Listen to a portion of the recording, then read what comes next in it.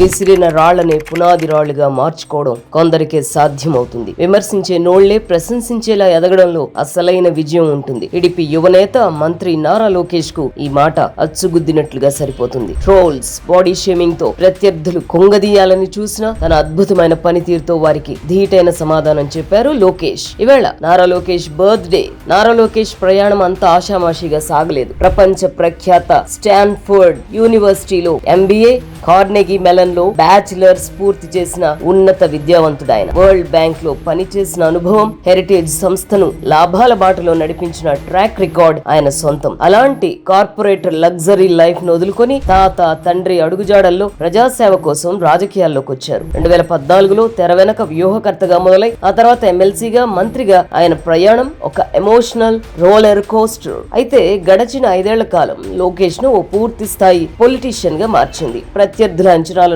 తలకిందులు చేస్తూ యువగళం పాదయాత్రతో జనం నాడి పట్టుకున్నారు. ఎండనక వాననక వేల కిలోమీటర్లు నడిచి ప్రజల కష్టాలను స్వయంగా తెలుసుకున్నారు. ఈ పాదయాత్రే లోకేష్ లోని పోరాట పటిమను ప్రపంచానికి పరిచయం చేసింది. గడచిన 2 ఏళ్లలో లోకేష్ తనను తాను నిరూపించుకున్నారు. ప్రధాని మోదీ సైతం నారా లోకేష్ ను పలుమార్లు ప్రత్యేకంగా అభినందించారు. ఒకప్పుడు కేవలం చంద్రబాబు తనయుడిగా మాత్రమే తెలిసిన లోకేష్ ఇవాళ నేషనల్ పాలిటిక్స్ లో కీ ప్లేయర్ గా ఎదిగారు. ఎన్డీఏ కూటమిలో టీడీపీ ప్రాధాన్యత పెరగడంలో లోకేష్ వ్యూహాలు స్పష్టంగా కనిపిస్తున్నాయి. సాక్షాత్తు ప్రధానమంత్రి నరేంద్ర మోదీ లోకేష్ విజన్ ను, పనితీరును ప్రత్యేకంగా అభినందించారు. ఏపీ అభివృద్ధిపై లోకేష్ చూపిన చొరవ, సబ్జెక్ట్ నాలెడ్జ్ జాతీయ నేతల దృష్టిని ఆకర్షించింది. గతంలో ఆయన మంత్రిగా ఉన్నప్పుడే హెచ్సిఎల్, కియా వంటి దిగ్గజాలు ఏపీకి వచ్చాయి. ఇప్పుడు మంత్రిగా బాధ్యతలు చేపట్టిన వెంటనే టీసీఎస్ ను విశాఖకు తీసుకురావడంలో సక్సెస్ అయ్యారు. ప్రతిష్టాత్మక గూగుల్ డేటా సెంటర్ పెట్టుబడిని తీసుకొచ్చి చీఫ్ జాబ్ క్రియేటర్ గా పేరు సంపాదించుకున్నారు. రాబోయే 5 ఏళ్లలో 20 లక్షల ఉద్యోగాల కల్పనే లక్ష్యంగా స్పీడ్ ఆఫ్ డూయింగ్ బిజినెస్ అనే కొత్త నినాదంతో అంతర్జాతీయ కంపెనీలను ఏపీకి క్యూ కట్టేలా చేస్తున్నారు. విద్యాశాఖ మంత్రిగా ఆయన తీసుకుంటున్న నిర్ణయాలు విద్యార్థి లోకానికి కొత్త ఆశలను కల్పిస్తున్నాయి. నిరుద్యోగులు ఎంతో కాలంగా ఎదురు చూస్తున్న మెగా డిఎస్సి ఫైల్ పై తొలి సంతకం చేయడం ద్వారా తన చిత్తశుద్ధిని చాటుకున్నారు. లోకేష్ తీసుకొచ్చిన రెడ్ బుక్